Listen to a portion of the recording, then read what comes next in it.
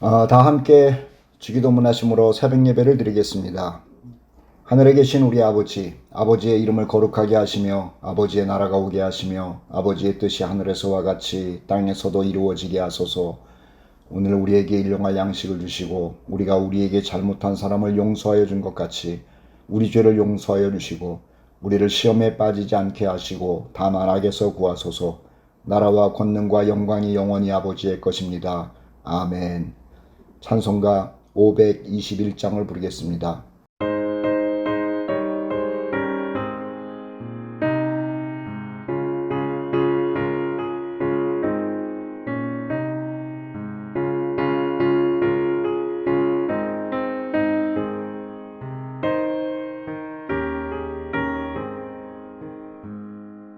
온유한 주님의 음성 내 귀에 속삭이네.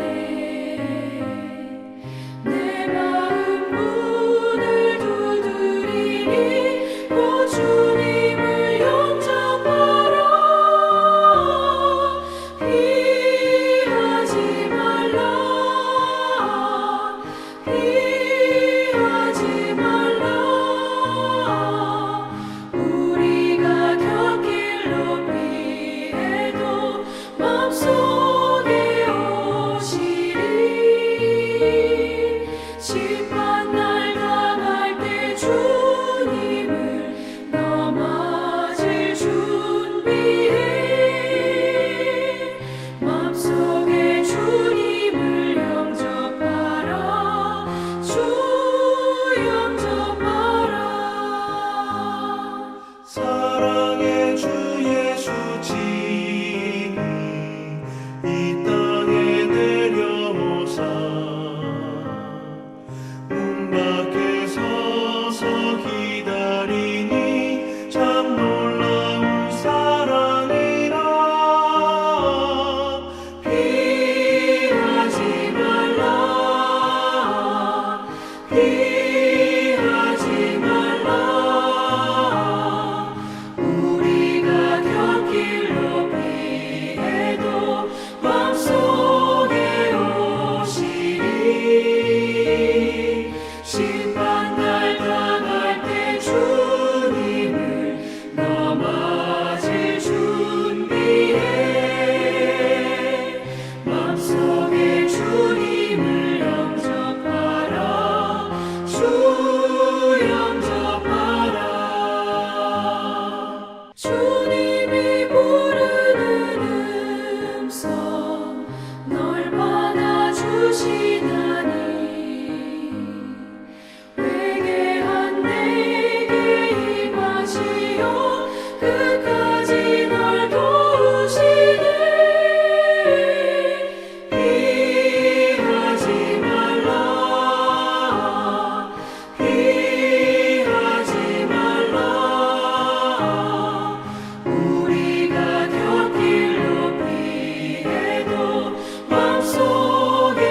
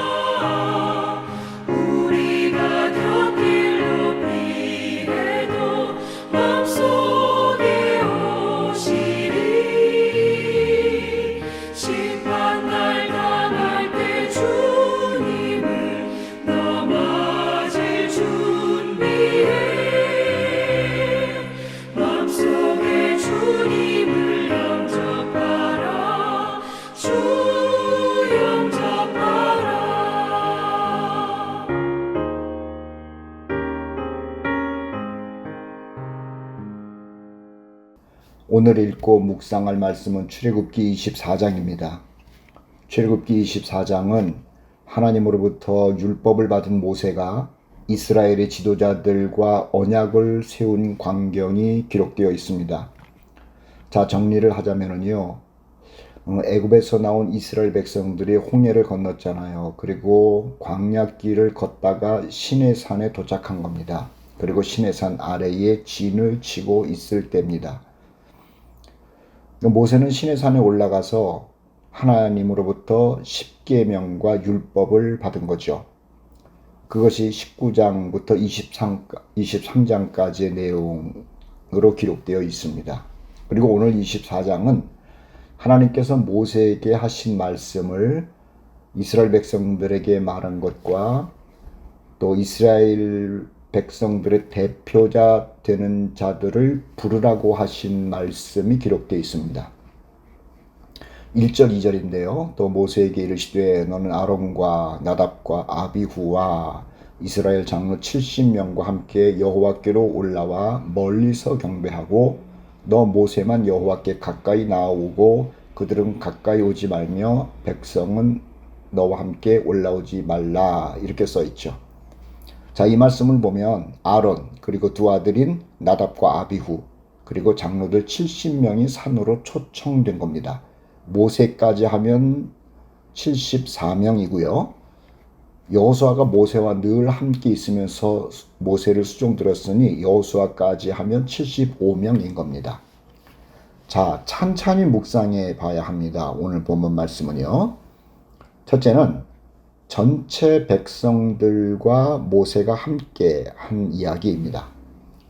시내산에서 율법을 받아서 내려온 모세가 백성들에게 와서 하나님께로부터 받은 율법을 다 전달했습니다.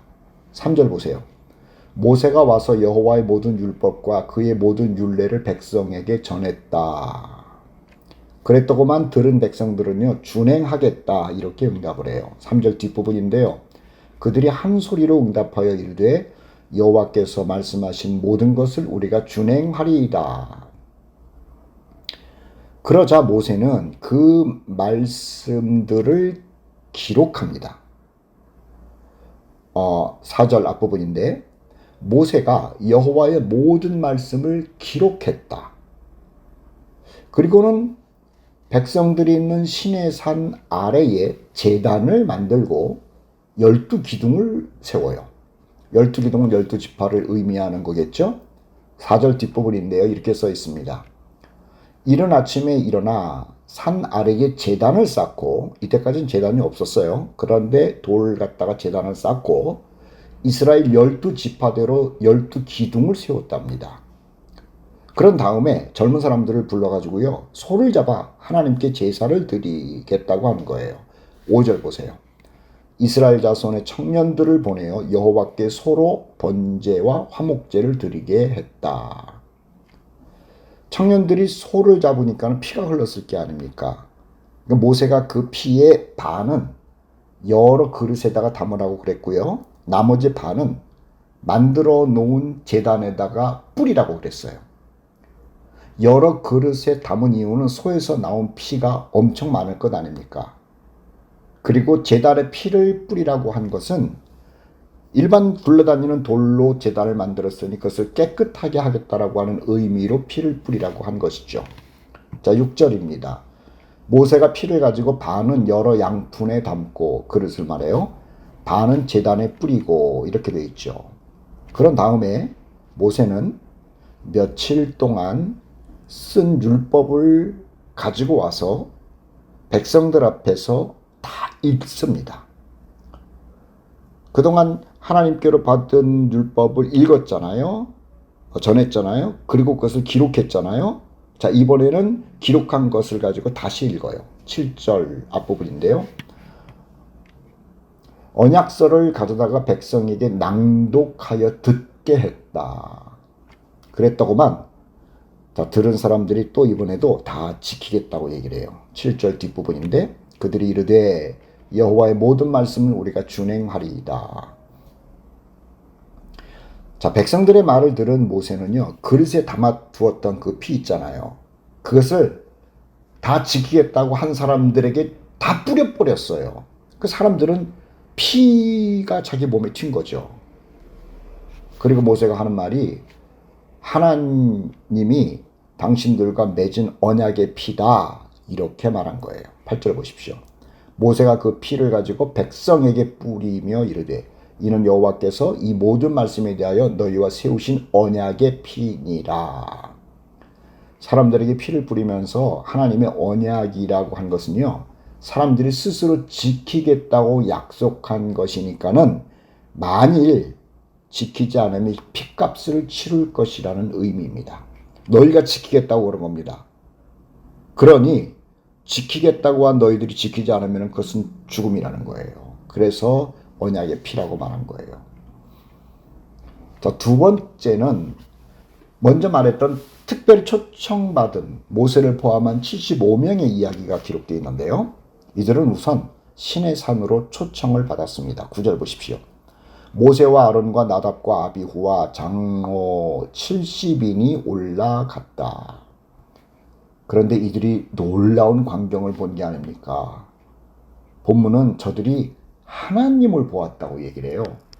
그리고 그 발 아래는 청옥을 깔아놓은 것 같다고 기록해 놓은 겁니다. 청옥이 뭐냐면은 요즘은 사파이어라는 말로 번역이 됐어요.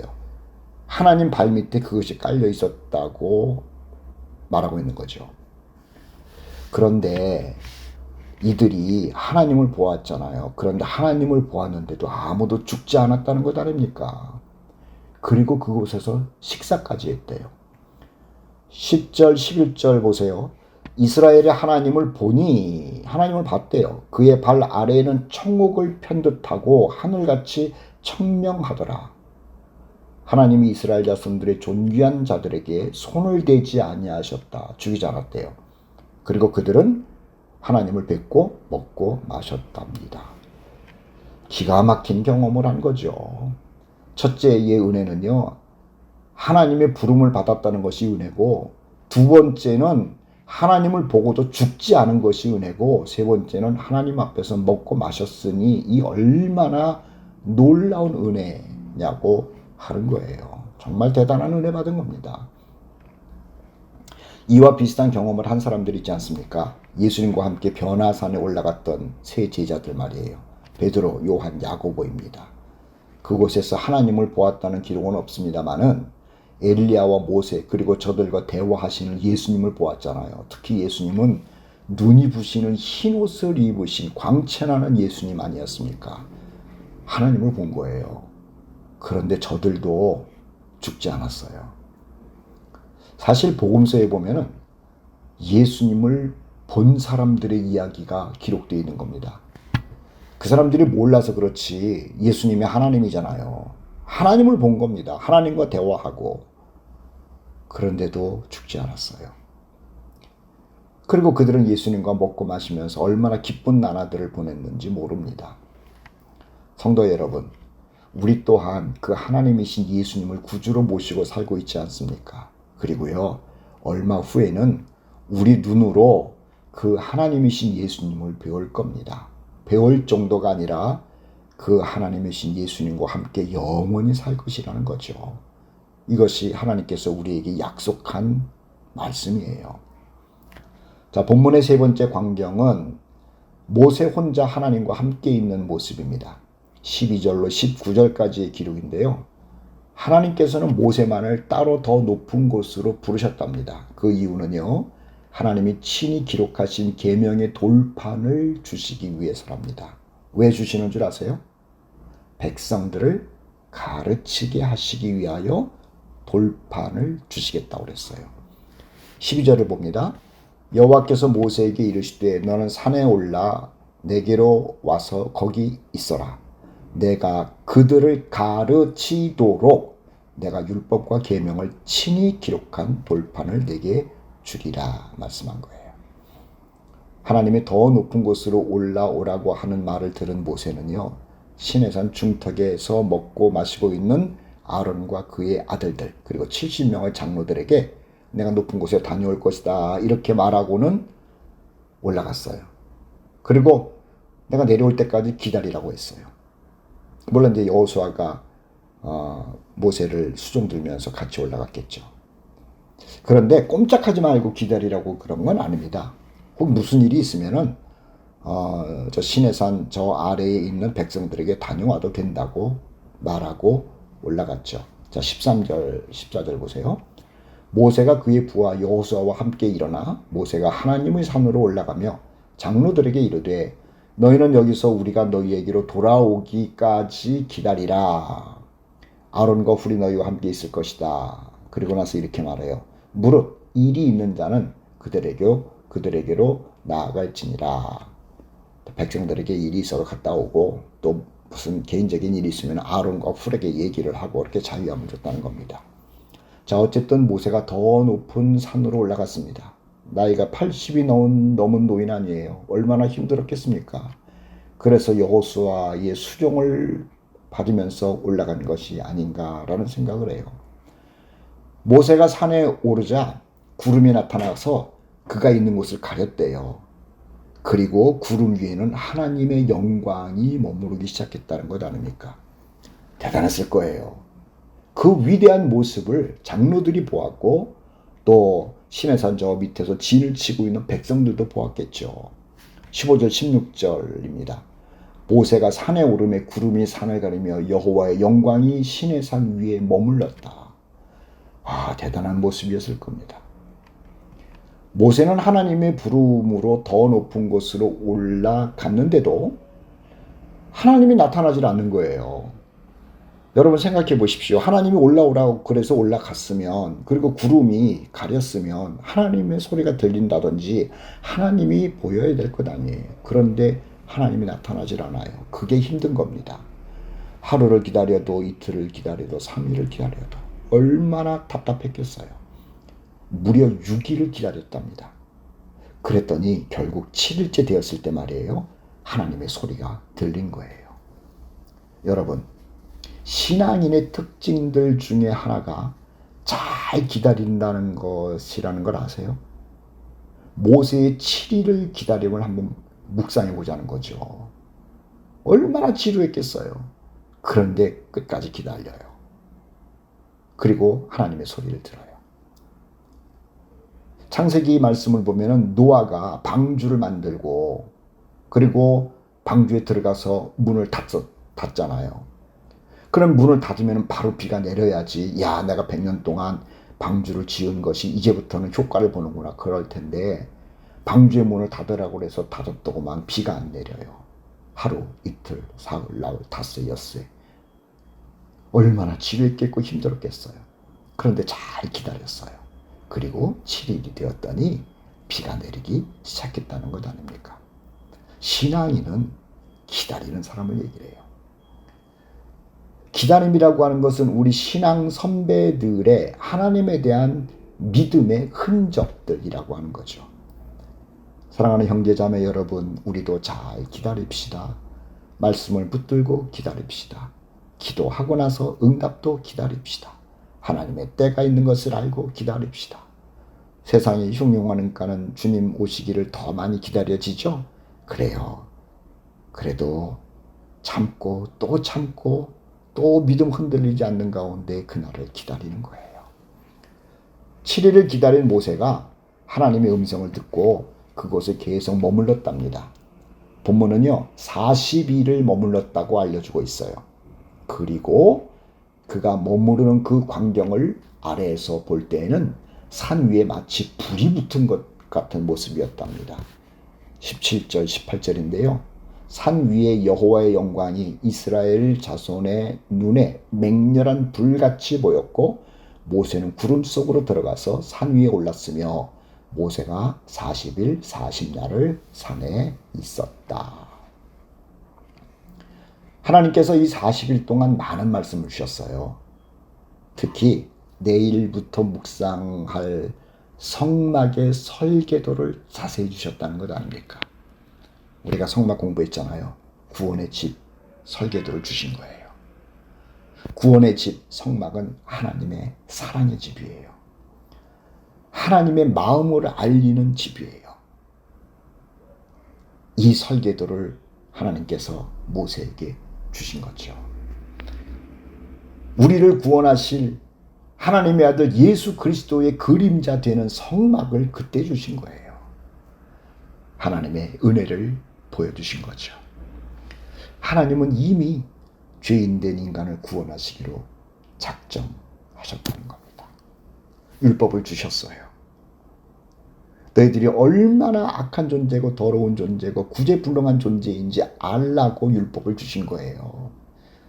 그런데 똥인지 된장인지 모르는 이스라엘 백성들은 우리가 다 지키겠다고 난리친 것 아닙니까? 지키기는 뭘 지켜요?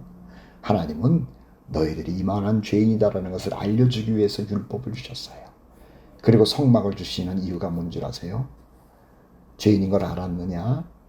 그런 죄인을 내가 구원한다 라고 하는 것을 알려주시기 위해서 성막에 설계도를 주신 거예요. 모든 것이 하나님의 은혜입니다. 은혜 가운데 살고 있는 것을 감사하며 오늘도 감격하며 살아가는 우리 형제자매들 되시기를 축복합니다. 다 함께 찬송가 335장을 부르죠.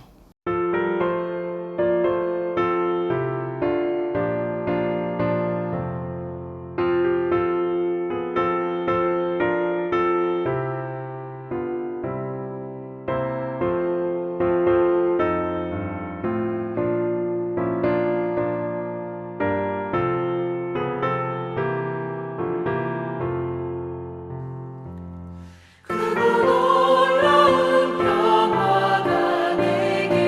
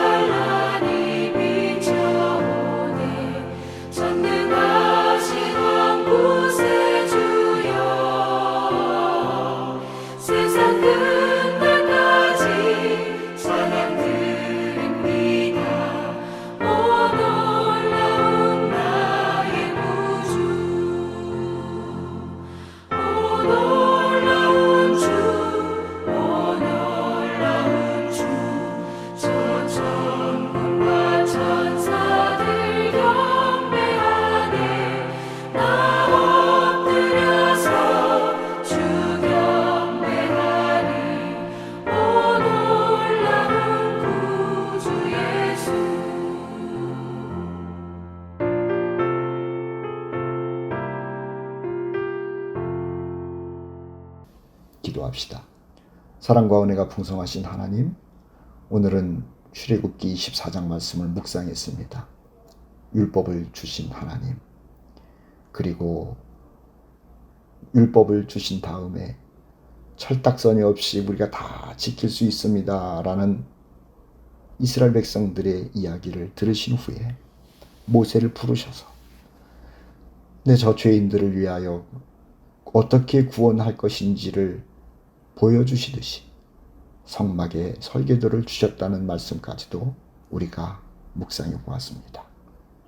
하나님 아버지, 성경을 보면서 내가 얼마나 죄인인지를 늘 발견하게 하시고 이런 죄인을 위하여 아들을 아낌없이 이 땅에 보내주신 하나님이시라는 것을 생각하며 구원받은 것을 감사하고 또 구원받은 것을 기뻐하고 그 하나님께 영광을 돌리며 사는 우리 형제자매들 되게 하여 주시옵소서.